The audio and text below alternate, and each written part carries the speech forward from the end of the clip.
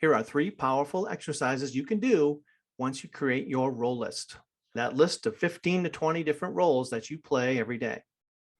First one is to have that perspective of your life. List out all of your roles on index cards and lay them out in front of you like you were playing solitaire.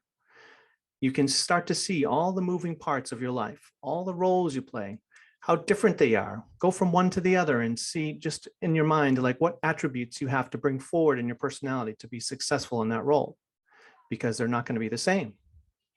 Think of the Marine drill sergeant who, in order for them to be effective, they have to be demanding and ruthless, mean, but they have to change gears when they go home with their family. So those attributes are not going to be successful in another role. And same thing with you. You need to consciously make a transition between many of your roles.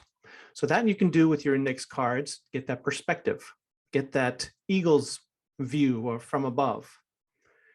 I always like to look at dioramas, when you see an architect and they have a whole huge table that, and it has like a tiny village or something like that. I like to see it because you can see everything from above. That's important to me. Next one is to brainstorm which pivots you need to make in each of your roles.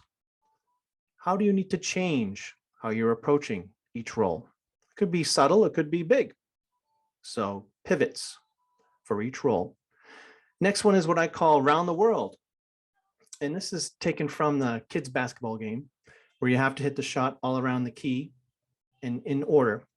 So what you do is get a list of your roles and do the same thing. Go through all of your roles, each one, and maybe just silently think about each one. Maybe you want to jot down a couple thoughts. What comes up when you focus 100% on each role at a time, only for 30 seconds or so? You can also brainstorm questions. Great questions bring you great solutions, right? So asking those big questions for each role. Make a habit of it. Do it every Friday afternoon. Write one great question for each role. Also, one thing I've been doing lately, and it's really been helpful, is to Google some of these questions. Originally, I just said, well, I'm going to create questions for each role. But then I said, you know what? I'm asking the questions and I'm stuck in whatever area I am for each role because of my own thinking. I need outside thinking. I need bigger thinking to help me. So then I just started doing like a web surfing brainstorming session about my roles. And it's amazing how much you can get done. So maybe I have a role of being a visionary. Well, you Google, what is a visionary? Who are the top visionaries? And then you get some results there. What is transcendental meditation?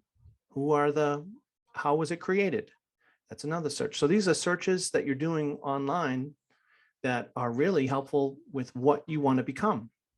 They're pinpointing exactly where you want to go. So that's key.